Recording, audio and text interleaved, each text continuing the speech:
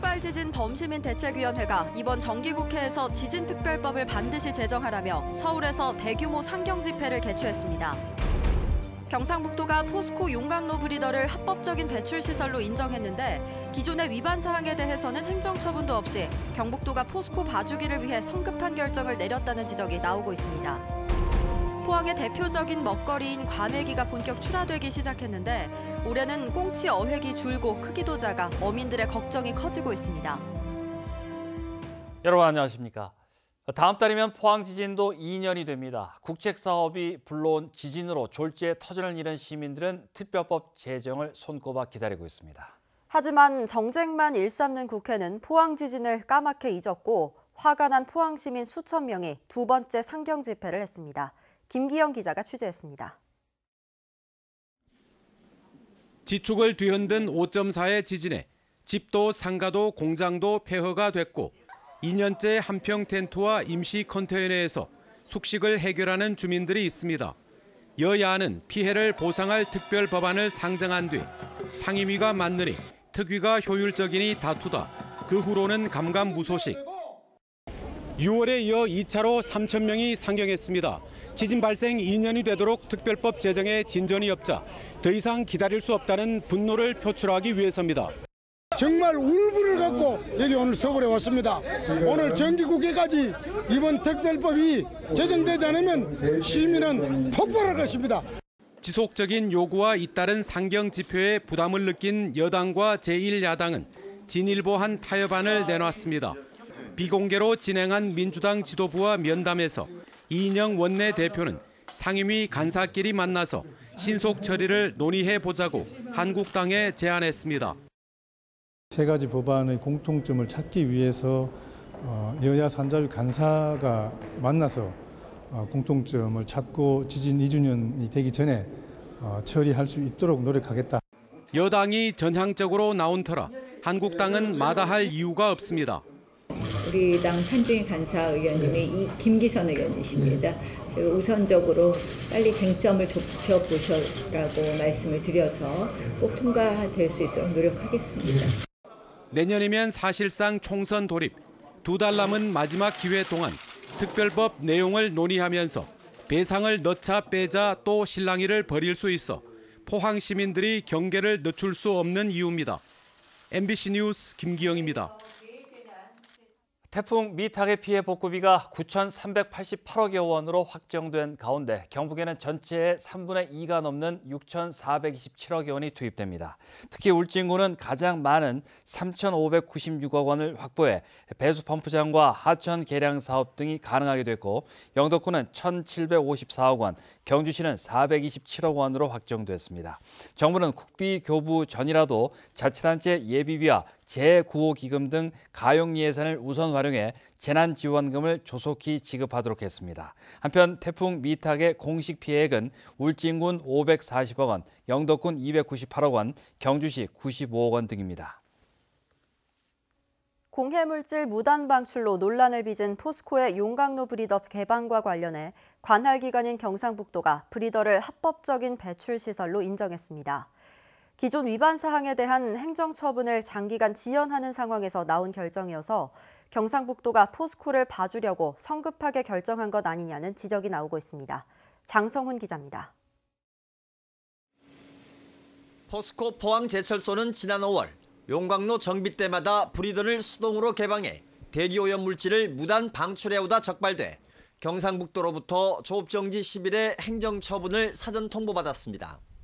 하지만 환경부는 민간협의체 조사를 통해 오염물질 배출에 대한 규제 강화를 조건으로 브리더 수동 개방을 허용한다는 결론을 내렸고 이에 경상북도는 최근 포항제철소가 제출한 대기배출시설 변경 신고서를 승인했습니다.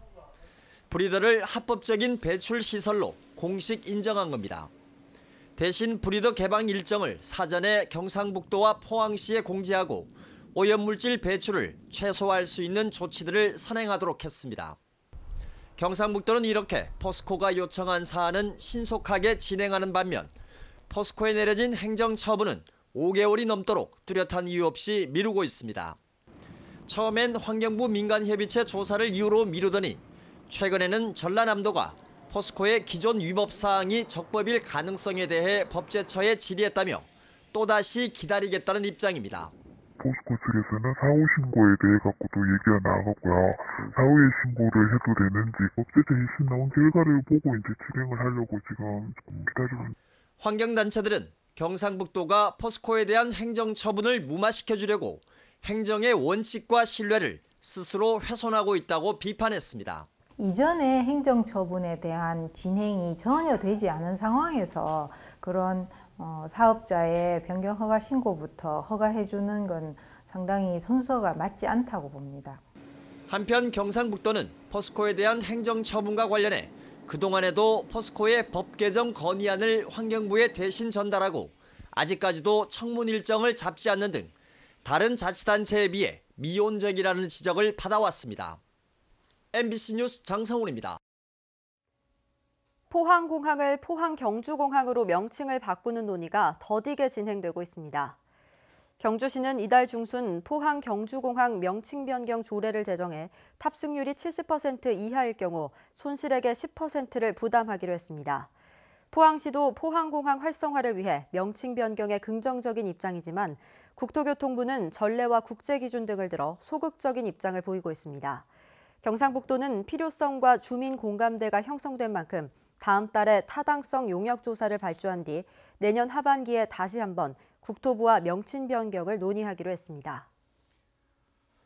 포스코가 신규 증자를 꺼리면서 포스코 플랜텍이 워크아웃 4년 만에 결국 인수합병 시장에 매물로 나왔습니다. 포스코 플랜텍은 과거 80년대 제철소 정비 전문업체로 출발한 포스코 자회사로 지난 2013년 포스코가 인수한 플랜트 업체 성진지오텍과 합병하면서 경영 악화가 시작돼 2015년 워크아웃에 들어갔습니다. 더불어민주당 포항 남물릉 지역위원회는 논평을 통해 부실 기업과의 합병으로 인해 건실한 기업을 망치고 직원들은 구조조정으로 길거리에 나앉게 됐다며 지금이라도 이명박 정권 시절에 벌어진 포스코 관련 비리를 철저히 조사하라고 촉구했습니다.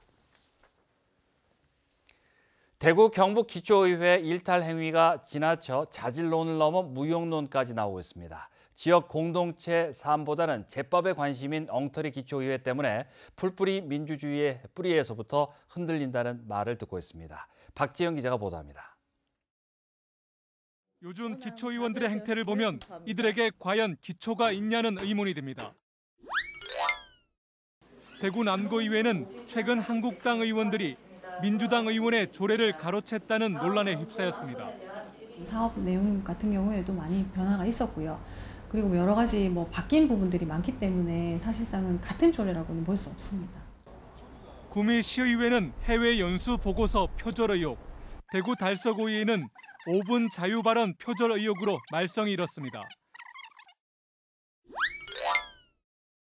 갑질과 비하 발언도 상상을 초월합니다. 대구 서구의회 민부기 의원은 공무원을 불러 호통치는 모습을 SNS에 올려 욕을 먹었습니다. 달서구의회는 막말과 폭언으로 손가락질을 받고 있습니다. 내가 하라고 했으면 해야 될 거 아니야. 내가 조선이야. 사무국 박살 낼 거야. 등의 폭언에 본 의원은 치욕감과 모멸감을 느꼈습니다. 중구의회에서도 갑질 의혹이 불거졌습니다. 구의원 한 명이 환경미화원에게 갑질을 한 일로 국민권익위까지 나서 조사하고 있습니다. 가장 중요한 의회 기능도 상실했습니다. 동구의회는 선거법 위반으로 의원 2명이 의원직을 잃고 1명이 대법원 재판을 받는데도 자수군커녕 상임위원장 자리를 두고 싸움질을 하며 의정활동을 뒷전으로 밀었습니다. 제가 있는 사람이 어떻게 그 위원장 직무를 대행을 할 수가 있습니까? 위원장이 없으면 다시 뽑아야 되는 게 정상적인 의회의 원칙입니다. 의원 3명이 의원직을 잃은 구미시의회도 의장의 수의계약 의혹 등으로 엉망이 됐습니다. 대의 민주주의를 흔드는 황당한 일도 있습니다. 친일파 백선엽 장군에게 명예군민증을 줘 비판을 자초한 칠곡군의회는 의장이 의회 결정 사안을 외부에 알리지 말라는 서약서를 돌려 물의를 일으켰습니다. 전부 의원들이 다 안 좋게 본다 이래가지고 따로 설명을 하고 이런 사람은 한 명도 없었습니다. 이 같은 꼴불견 행태는 정당 공천제 때문입니다. 후보자의 능력이나 도덕성보다는 공천권을 틀어진 국회의원에게 잘 보이면 쉽게 기초의원 배지를 달 수 있습니다. 한국당 독식 구조가 깨진 기초의회가 협치와 정책 대결보다 상대당 흠집 내기에 더 신경을 쓰는 모양새입니다. 지방의회라든가 지방정부를 감시할 수 있는 제도, 그리고 지방의회 내에서의 협력적 운영을 할 수 있는 그런 다양한 방안을 한번 모색이 돼야 되지 않을까 생각됩니다. 예천군 의회 의원 가이드 폭행 사건이 터진 지 1년도 채 안 됐지만 대구 기초의회 6곳은 슬그머니 해외 연수를 준비하고 있습니다. 주민 신뢰를 생명으로 의정 활동에 나서야 할 기초의원들이 온갖 말썽을 일으키고 있어 정치 불신과 혐오를 부채질하고 있습니다. 이럴 거면 아예 기초회가 없어져야 한다는 여론을 무겁게 받아들여야 할 것으로 보입니다. MBC 뉴스 박재영입니다. 포스코가 해고한 노조 간부 3명에 대해 중앙노동위원회가 지난 8월 부당해고 판정을 내린 것과 관련해 포스코가 판정에 불복해 행정소송을 제기했습니다. 포스코는 최근 서울행정법원에 소송을 내고 중앙노동위원회의 판정이 사실 오인 등의 잘못이 있다면서 이른바 노조와해 문건 사건 폭로 과정에서 직원이 다쳤고 노조 간부들이 가져간 자료로 인해 회사의 명예가 실추된 만큼 해고는 합리적이라고 주장했습니다. 이에 대해 금속노조 포스코지회는 포스코가 중앙노동위원회의 판정마저 인정하지 않은 채 해고 노동자에게 고통을 전가하는 긴 법정 싸움을 선택했다며 이는 포스코 최정우 회장이 노조를 얼마나 혐오하는지 드러낸다고 주장했습니다. 경주시는 인구 늘리기와 지역경제 활성화를 위해 다음 달부터 지역 중소기업에게 근로자 기숙사 임차비를 지원합니다. 대상은 경주 지역 중소 중견기업으로 관내 아파트나 빌라 등의 공동주택을 임차해 근로자에게 기숙사로 제공할 경우 임차 비용의 80%, 최대 30만 원까지 지원합니다.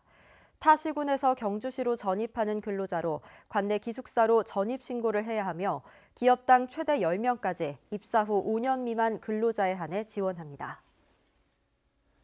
겨울철 포항의 대표적인 먹거리인 과메기가 본격 출하되기 시작했습니다. 하지만 예년보다 꽁치가 잡히지 않고 크기도 작아서 어민들의 고민이 이만저만이 아닌데요. 다양한 홍보 활동과 쉽게 먹을 수 있는 요리법 등을 개발해 매출을 늘릴 계획입니다. 박상환 기자가 보도합니다. 배를 가른 꽁치가 냉동 건조실에서 익어갑니다. 작업장에서는 쉴 새 없이 꽁치를 손질하고 전국으로 팔려나갈 과메기를 포장하느라 분주합니다. 미세먼지와 바닷물 사용에 대한 위생 논란을 잠재우고자 모든 공정이 현대화된 시설에서 이루어집니다. 바로 씻지 않고 먹는 식품이기 때문에 위생에 철저하게 신경을 쓰고 있습니다. 전에는 밖에서도 많이 말렸지만 지금은 실내에서 냉풍 건조를 합니다. 본격적인 과메기 출하가 시작됐지만 예년보다 절반이나 감소한 어획량과 경기 침체로 매출 신장을 기대하긴 어렵습니다. 과메기 20마리 한 그룹의 소매가는 지난해와 같은 16,000원이지만 중량이 200g 정도 줄었습니다. 올해는 꽁치가 잡히지 않을 뿐만 아니라 잡히는 꽁치마저 크기가 작아 어민들의 고민이 깊어지고 있습니다. 이에 과메기를 집 반찬으로 만드는 다양한 요리법을 개발해 보급하는 등 각종 홍보에 앞장서고 있습니다. 과메기 밥상에 오르다. 라는 주제로 저희들 과메기 조합에서는 지속적으로 홍보를 하고 있고요. 우리가 밥상에서 과메기를 먹듯이 전국의 소비자들도 밥상에서 즐겨 먹을 수 있는 과메기 레시피를 계속적으로 개발하고 있습니다. 포항시는 서울 남산 한옥마을에서 구룡포 과메기 시식 체험 행사를 개최하는 등 전국의 포항의 겨울 맛을 알릴 계획입니다. 또한 다음 달 9일과 10일 이틀간 구룡포 과메기 축제를 열어 무료 시식회와 홍보대사 선발대회 등 다양한 행사가 진행될 예정입니다. MBC 뉴스 박상환입니다. 한국수력원자력 월성원자력 본부는 어제 오전 10시부터 신월성 1호기 발전을 정지하고 약 54일간 계획 예방 정비에 들어갔습니다. 월성원자력 본부는 계획 예방 정비 기간 동안 연료를 교체하고 기기를 점검한 뒤에 오는 12월 22일쯤 발전을 재개할 예정입니다. 신월성 1호기는 2014년 1월 이후 1902일 동안 고장 정지 없이 4주기 연속 무고장 안전운전을 달성했습니다. 내년 7월부터 울릉도 독도 여객선을 이용하는 경북도민은 운임의 50%까지 할인받을 수 있습니다. 경북도는 도의회에서 제정한 도서지역 여객선 운임 지원 조례에 따라 경북에 주민 등록을 두고 30일 이상 지난 도민에 대해 운임의 50% 이내를 지원합니다.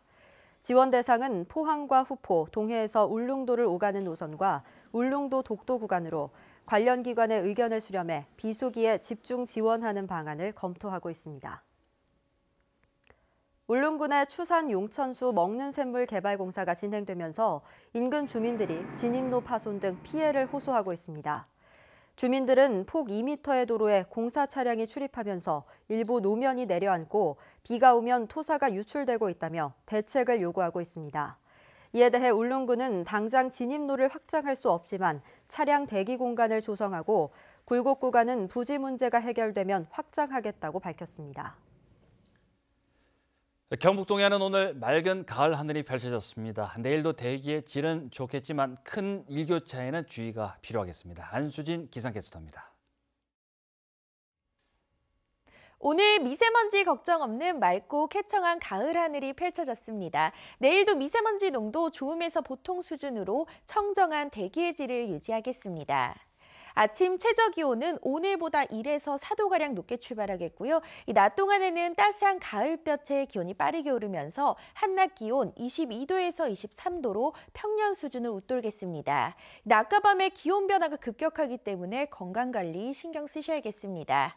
내일 새벽부터 아침 사이 내륙을 중심으로는 안개가 짙게 끼어서요. 운전하실 때는 각별한 주의가 필요하겠습니다. 자세한 내일 날씨 알아보겠습니다. 내일 맑은 가을 하늘이 이어지겠습니다. 아침 기온 7도에서 12도, 낮 기온은 22도에서 23도입니다. 울릉도와 독도의 하늘 표정 맑겠습니다. 아침 기온 울릉도 13도, 독도 16도, 낮 기온은 울릉도 21도, 독도 20도입니다. 동해상으로도 맑은 하늘이 펼쳐지겠고요. 바다의 물결 동해 중부 해상에서 최고 3m, 동해 남부 해상에서 최고 1.5m까지 일겠습니다. 당분간 별다른 비 소식 들어있지 않은 가운데 주말부터는 낮 기온이 내림세를 보이겠습니다. 날씨였습니다. 도내 차량 등록 번호판 발급 수수료가 명확한 기준 없이 잇따라 큰 폭으로 인상되고 있어 운전자 부담을 가중시키고 있습니다. 경주시는 다음 달 1일부터 보통 번호판은 19,800원에서 23,000원으로 16%, 대형 번호판은 22,000원에서 26,000원으로 18% 인상할 계획입니다. 포항시는 지난 14일부터 보통은 15,400원에서 21,000원으로 36%, 대형은 16,500원에서 24,000원으로 무려 45%나 올려 차량 소유자의 부담이 커지고 있습니다. 경북교육연대는 오늘 경북교육청에서 수능 정시 확대를 반대하는 기자회견을 열었습니다. 교육연대는 정시 비중을 올리겠다는 문재인 대통령과 교육부의 방침에 반대한다는 입장을 밝혔습니다. 또 교육 불평등을 해소하고 수능 중심의 입시 맞는 경쟁 교육을 철폐해야 한다고 주장했습니다. 포스코는 생산하는 모든 철강 제품이 환경부로부터 환경성적 표지 인증을 획득했다고 밝혔습니다. 환경성적 표지는 제품 생산이 환경에 미치는 정보를 소비자에게 제공해 친환경 소비를 유도하기 위해 환경부가 2001년 도입한 제도로 포스코는 올 초 국내 최초로 후판과 선제 등 5개 품목에서 인증받은 데 이어 최근 열연과 냉연 등 8개 제품군이 추가로 인증을 받았습니다. 환경성적 표지 인증을 받은 제품을 건축물에 적용할 경우 녹색 건축 인증 심사 때 가점 혜택이 있고 녹색 건축물로 인증되면 건축물 기준 완화와 세금 감면 등의 혜택도 받을 수 있습니다. 포항 가속기 연구소는 오늘 가속기 연구소 패밀리 기업 발족식을 열고 기업과 협업을 통해 함께 성장하겠다고 밝혔습니다. 연구소는 이번 발족식에서 패밀리 기업의 위촉장과 위촉패를 전달하고 미래 발전과 협력 방안을 논의했습니다. 패밀리 기업은 연구소와 협업 관계를 맺은 주식회사 다원시스, 동아하이텍, 모비스 등 11개 기업으로 구성돼 있습니다.